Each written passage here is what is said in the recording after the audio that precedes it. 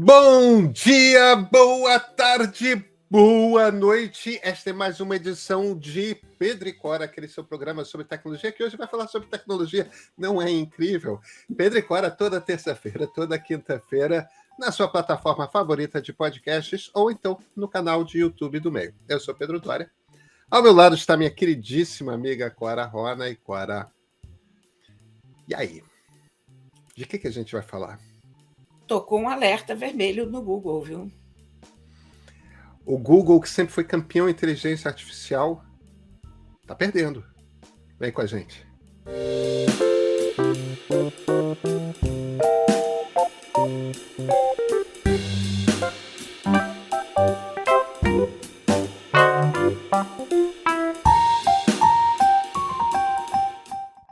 Cora Rona, Sergey Brin e Larry Page de volta ao Google. Não é encantador, romântico, nostálgico? Olha, eu me senti de volta no tempo. Agora, Cora, vamos olhar por outro ângulo. Se você fosse assim, do tipo, sei lá, o sujeito que os donos da casa tivessem deixado ali cuidando da casa e de repente eles voltassem preocupados com o ambiente, você acha que a notícia era boa? Não. É bom a gente dizer que Sergey Brin e Larry Page são os fundadores do Google. São os fundadores do Google, são os caras que fizeram o primeiro site de buscas que funcionava. E eles já não estavam envolvidos com o comando A empresa do Google faz há uns 10 anos. Há bastante tempo. Aliás, de todos os fundadores, eles foram os que se afastaram primeiro, né? Eles não têm esse apego, né? Eles têm uma coisa ali de... Eles têm os projetos deles, né? Entendeu? Tipo, fazer carro que voa, essas coisas com as quais Eles não têm ficam... apego, eles têm dividendos. Exatamente. Eles gostam de se divertir criando coisas novas que podem dar certo, podem não dar, mas eles estão aí com as muitas dezenas de bilhões de dólares que eles têm brincando. O problema é o seguinte: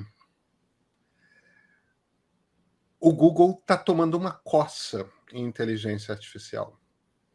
E o que ligou o alerta vermelho ali foi o ChatGPT. ChatGPT. Por quê? Porque o ChatGPT é espetacular. A Microsoft vai comprar 49% da OpenAI, que é a empresa de inteligência artificial fundada pelo Elon Musk, que tem entre...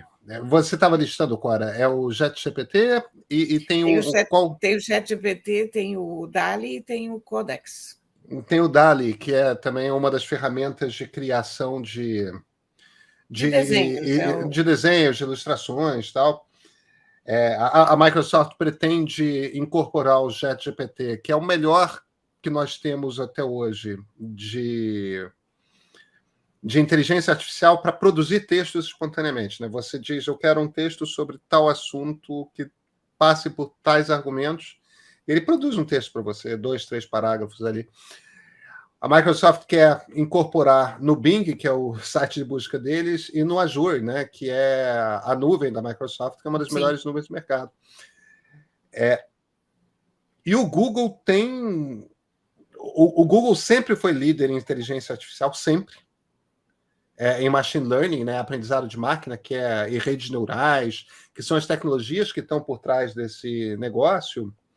Eles têm várias tecnologias que eles vêm desenvolvendo.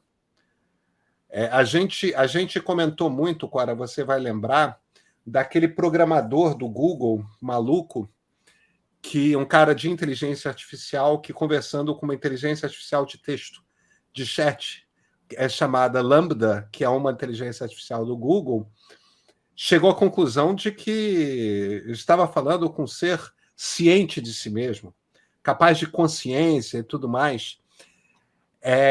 Então, o Google está desenvolvendo as coisas, não põe nada no mercado. Pois é, os fundadores foram lá bater a porta. Vem cá, vocês estão fazendo o que aí? Vocês estão guardando essas coisas por quê? O mundo lá fora, a concorrência está soltando coisa a cada semestre nova. Você sabe o que isso me lembra também um pouco? O quê? A Apple versus a Samsung. Porque a Apple também desenvolve, mas em outra área, na área do hardware. Porque a Apple desenvolve as tecnologias de telefone celular, de aparelhos, mas ela não solta enquanto ela não está 100% segura em relação àquilo, e com isso eles acabam ficando muito para trás. A Samsung desenvolve e lança. Então, a questão por exemplo, disso aqui, de telefone dobrável, os primeiros telefones dobráveis da Samsung eram interessantes, mas não eram realmente bons. Você pegava um telefone daqueles, você usava, mas você encontrava muitas falhas. Ok, então chegamos à quarta geração. E a quarta geração está um espetáculo. A terceira geração, eu já usei o ano inteiro, ano passado, sem me ressentir um segundo, porque o ressentimento, quando você usa um celular, é que ele está lento, ou que a bateria acaba logo, ou por que eu fui trocar de aparelho. Em nenhum momento eu tive essa sensação. E a Apple ainda não lançou o dobrável que nós sabemos que ela tem.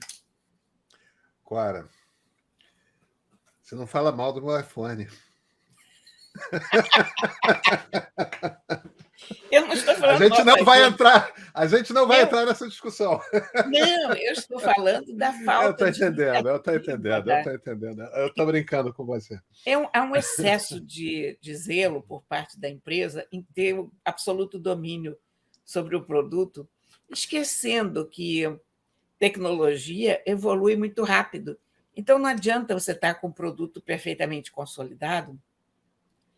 Aquele produto vai se refinando no uso. Ele vai se refinando quando as pessoas começarem a usar.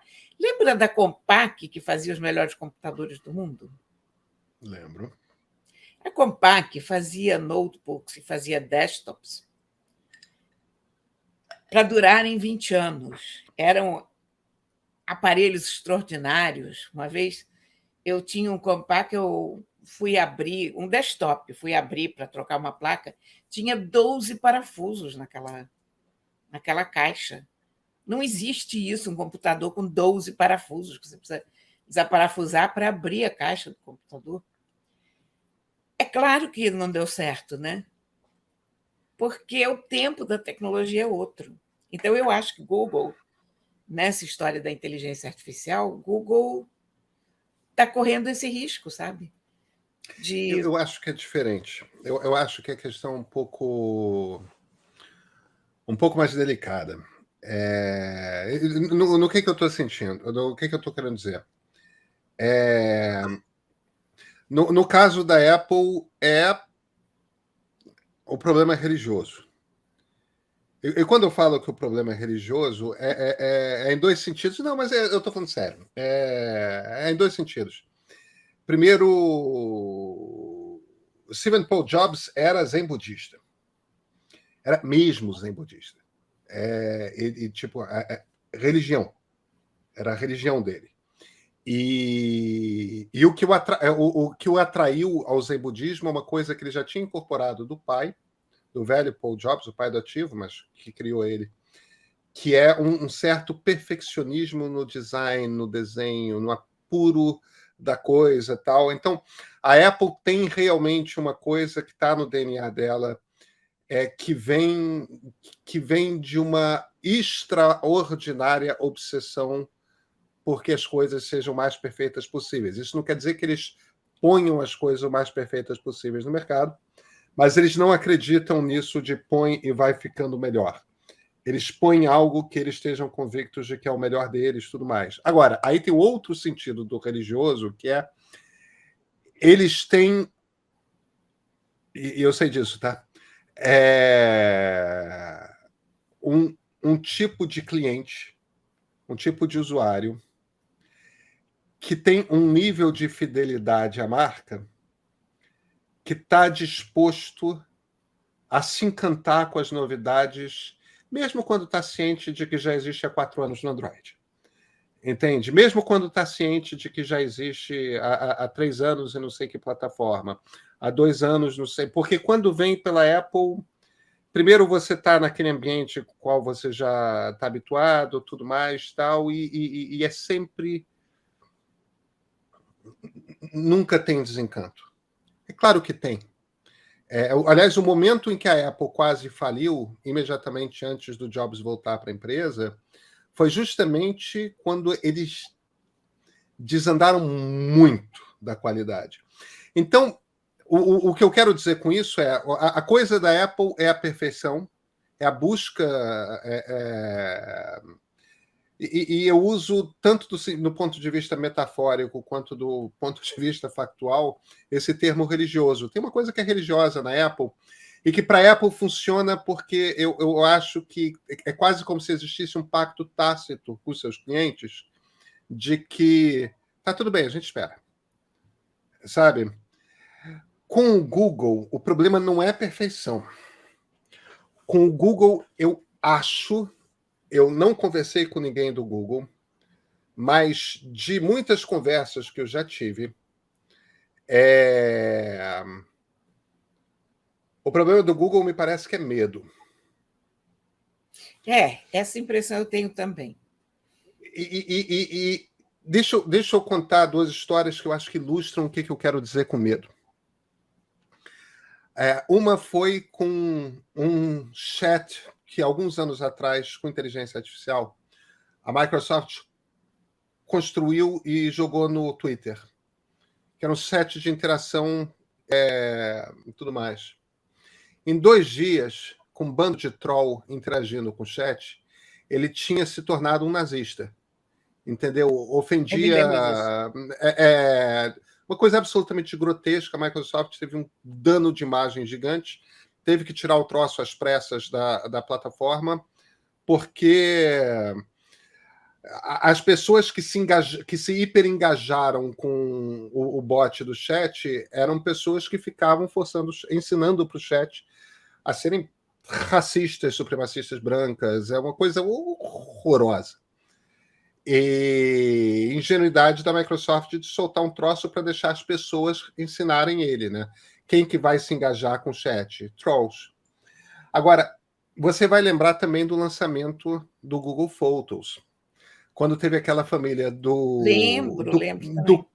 Não lembro se era do Queens ou do Harlem, mas era ou do Brooklyn também. Não era Manhattan, era um dos outros boroughs de Nova York.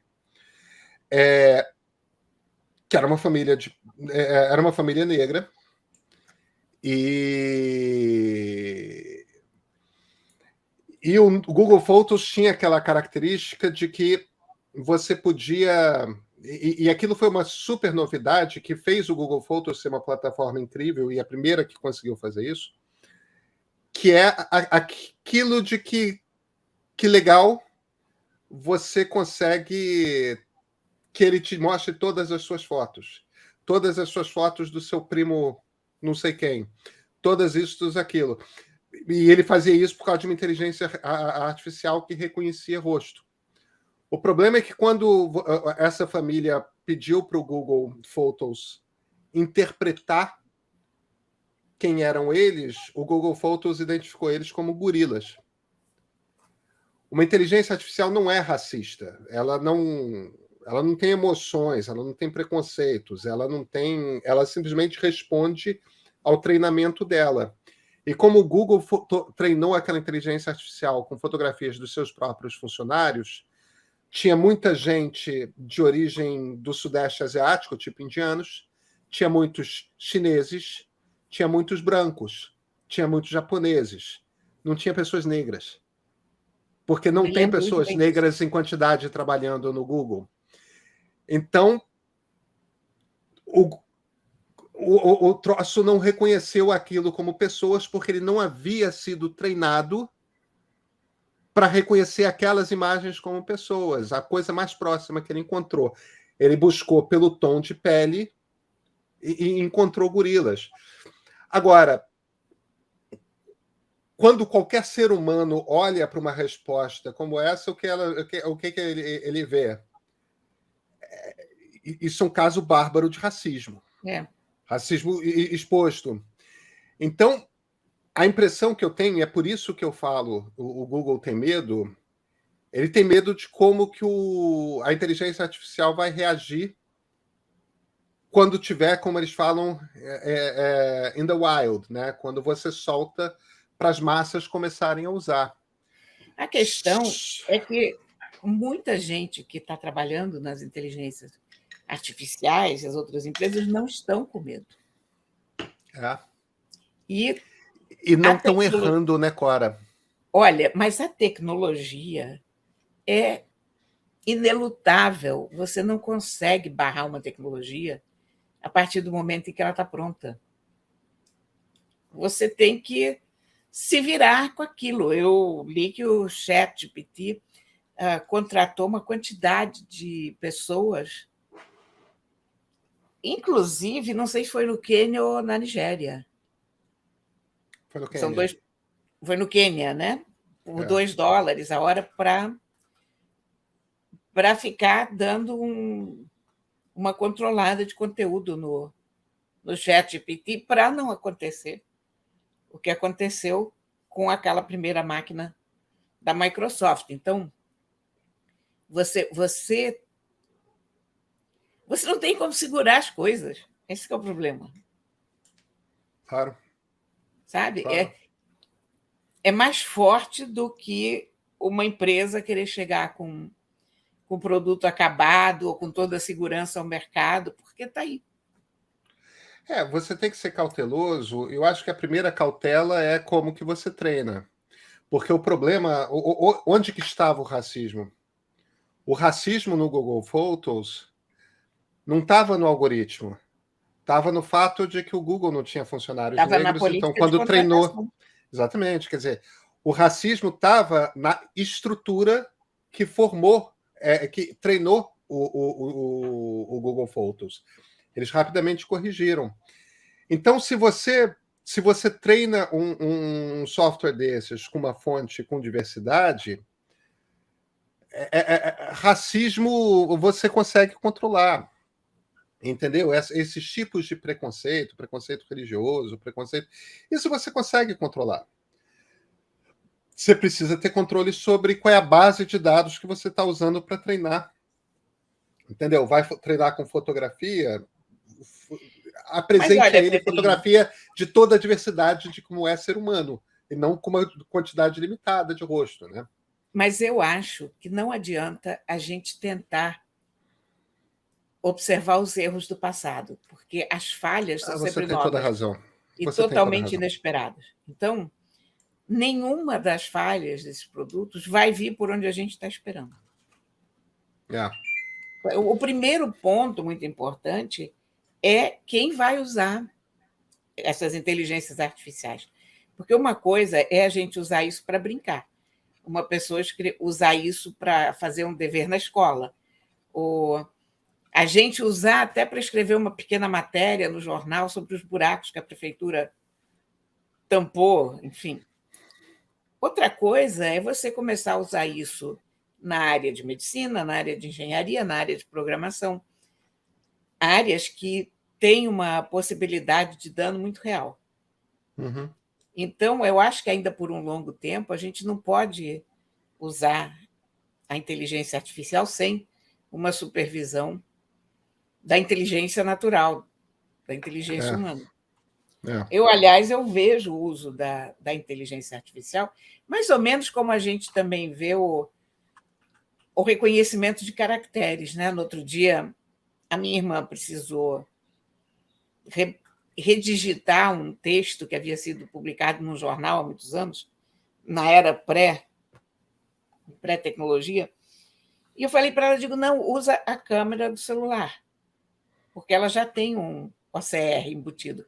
E ela usou, e, de fato, essa câmera consegue fazer um serviço muito bom de reconhecimento de caracteres, mas há pontos, por causa da consistência do jornal, já amarelado e tal, ela esbarra em muita coisa. Mas é muito mais simples você trabalhar em cima daquilo que já foi feito do que ter que refazer tudo novamente. Então, eu vejo muito essas inteligências artificiais assim.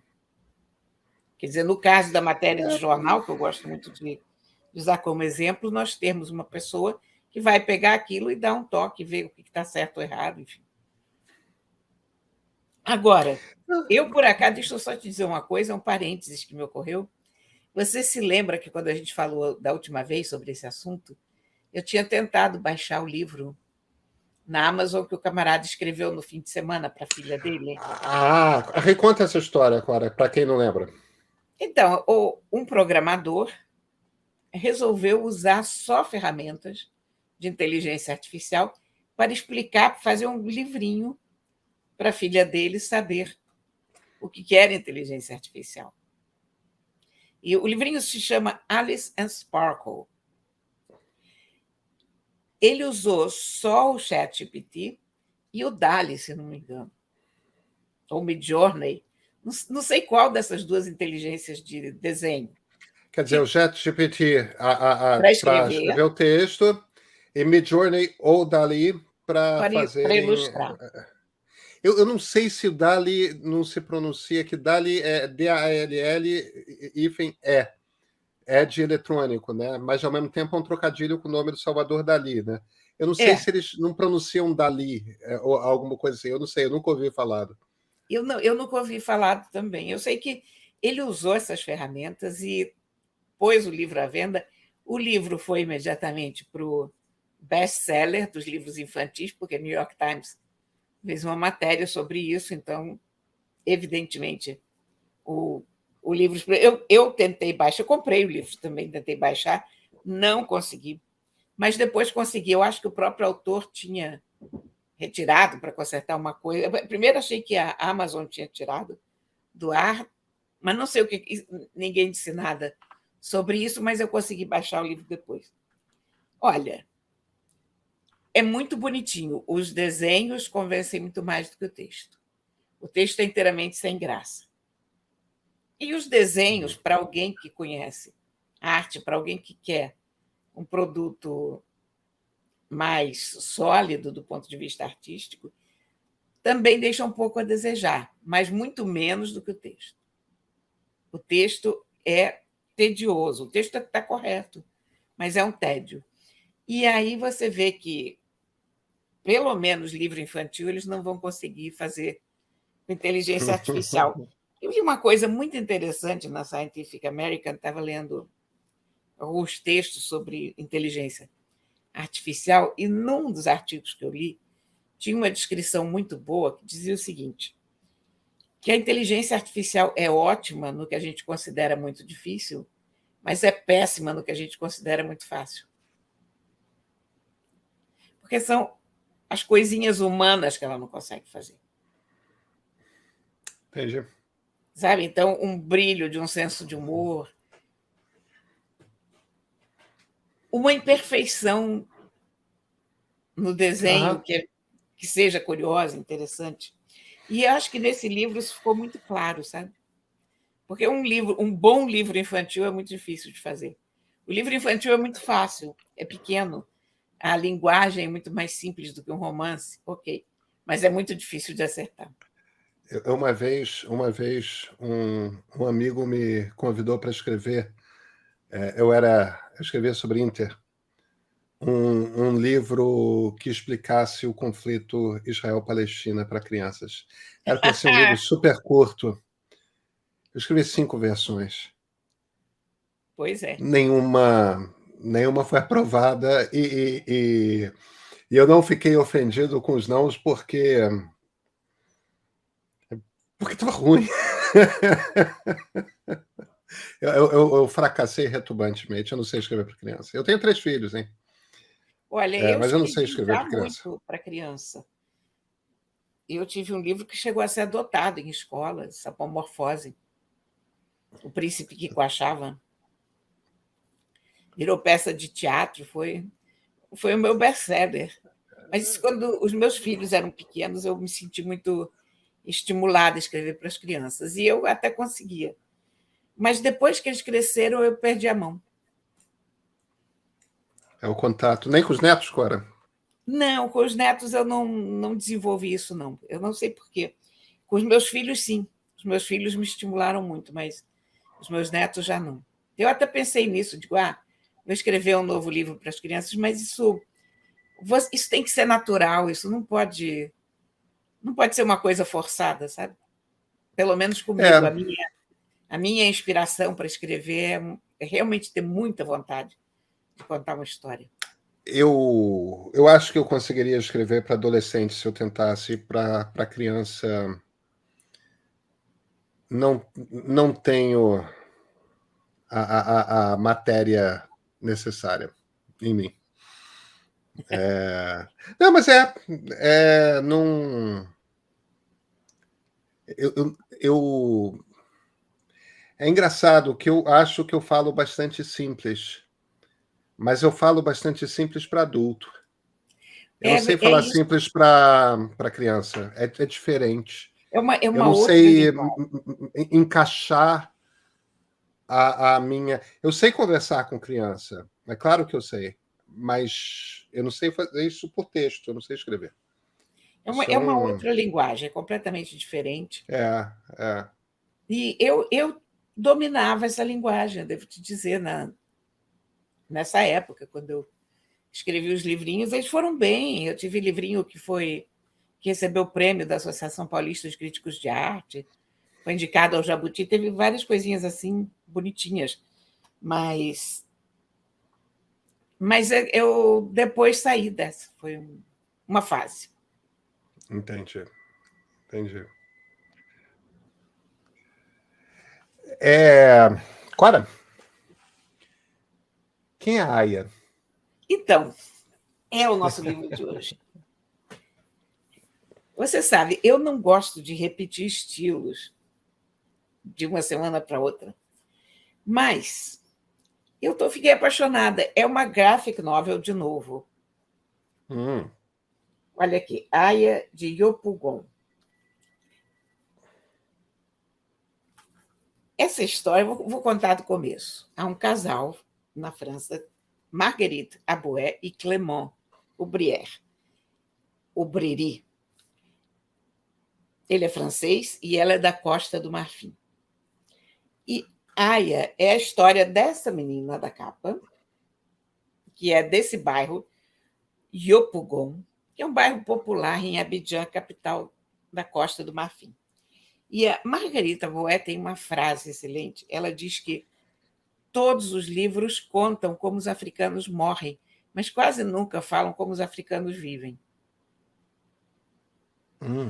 Quando a mídia fala da África, fala sempre das tragédias, fala sempre das guerras, mas o cotidiano nunca é contado. E é verdade. Quando algum livro fala da África sem ser sobre as guerras ou sobre as grandes tragédias, as grandes fomes, fala em geral de lendas ou de ficções que não correspondem muito ao cotidiano das pessoas. Então, o que essa graphic novel tem de muito bom é que é uma história do cotidiano.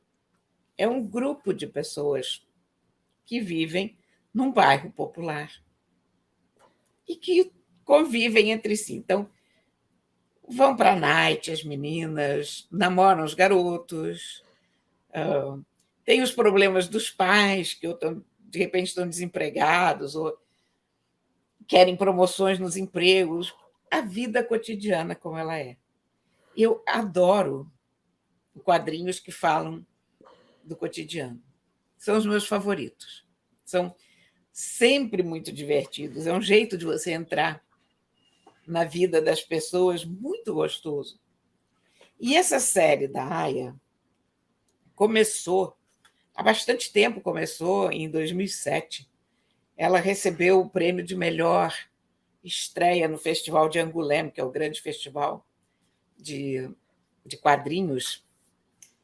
É o grande festival mundial de quadrinhos, porque eu acho que é europeu. é europeu, né? É, porque você tem a Comic Con, né? Não só tem a Comic Con, como. Qual é aquela festa que dá o prêmio Eisner? nos Estados Unidos? Eu acho que é Comic Con, não é não? É a própria Comic Con? É. Mas. E quadrinho americano e europeu é muito diferente, né? É.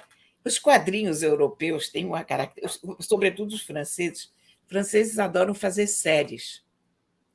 E a Aya é isso. Ela é uma obra aberta. Você pode pegar por exemplo, eu ainda não tenho o volume 2.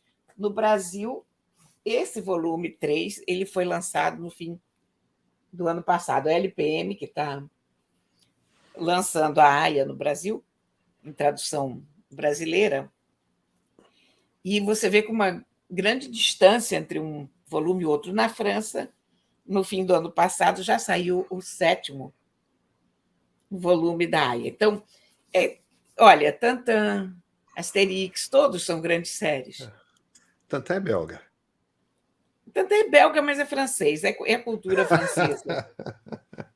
É cultura francesa. É cultura francesa. Cultura francesa, Palácio de Monансart é um palácio francês. Eu esqueci o nome, mas fica das é uma redondezas de Paris.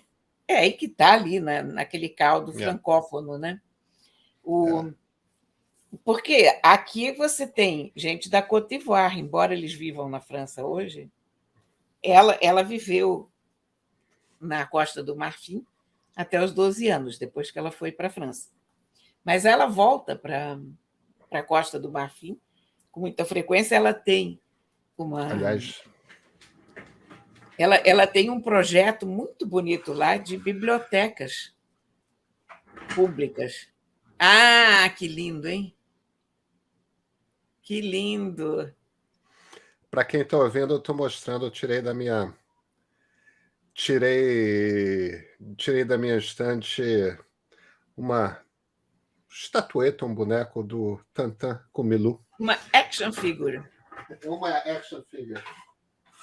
E a Marguerite Aboué tem um projeto de bibliotecas para crianças sem muitos meios de chegar aos livros de outra maneira, porque a Costa do Marfim tem naturalmente problemas econômicos muito graves, o ensino é muito falho, enfim. Então ela faz isso. A essa altura, as bibliotecas dela já receberam mais de 3.000 crianças. Então é um projeto muito bonito. Mas a história da Aya é muito bonitinha e eu espero que ainda venham outros volumes, porque você vai acompanhando. A Aya quer ser médica. O pai leva um grande choque quando ela diz isso. Os problemas enfrentados pelas amigas e pelas mães das amigas são problemas que existem na Costa do Marfim, na África como um todo. Os homens podem ser polígamos, por exemplo, então a confusão que isso dá. Claro. Uma das amigas dela engravida do namorado, enfim. É muito pé no chão, é muito, muito realista. E é muito curioso você ver como a Costa do Marfim se parece muito com o Brasil, no fim das contas. A vida desse pessoal em Yopougon podia ser aqui em qualquer lugar do Rio de Janeiro. Uma vez eu entrevistei o Alberto da Costa e Silva, que eu tinha acabado de ler um livro lindo dele chamado Manilha e o Libambo. É o segundo dele, depois é o segundo. É o segundo, mas eu li primeiro. Porque eu estava escrevendo sobre o Rio. O Rio de Janeiro no século XVI, XVII, e existe uma expedição importante que acontece do Rio. O Salvador Correia de Sá Benevides, que era o governador do Rio, enche um navio, um navio português de índios tupis, e vai para Angola e reconquista dos holandeses Angola com um exército de índios tupis, né? Que é uma história absolutamente formidável. E quem é realmente adversário para ele não são os holandeses, que perdem Luanda muito rápido. É a rainha Ginja, né? Que A Rainha Ginga era uma guerreira formidável, e é do nome dela que vem esse nosso termo ginga, porque ela tinha uma característica da maneira como ela organizava o exército dela, que você achava que o exército estava vindo de um lugar e o exército estava vindo de outro. Ela tinha uma coisa de um jogo meio que ilusionista e tudo mais, então quando os capoeiristas vão fazer aquela coisa que você está dançando, você parece que vai de um lado, mas o pé vem para o chute vem do outro, que é a ginga original, era sim uma referência à maneira de Eu não lutar sabia. da Rainha Ginga.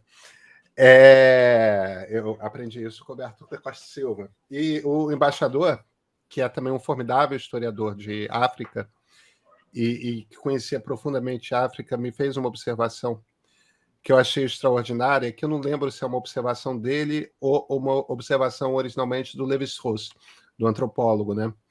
Mas que é mais ou menos nisso que você está falando, que é o seguinte, isso o Alberto Costa Silva falando.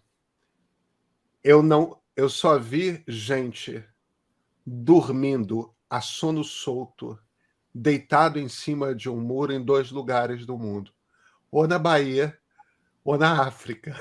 Pois é. Quer dizer, tem de fato umas coisas que, tipo, ou na Bahia ou na África. Quem me contou isso foi o Alberto da Costa Silva, que eu não lembro se ele estava citando o Lévi-Strauss ou era uma observação dele próprio. Mas era... Obviamente, tem muitos pontos. A gente é muito... A África está em nós, né? Muito, muito. Em muito mais detalhes do que, tipo, a ginga, o dormir em cima do muro, né?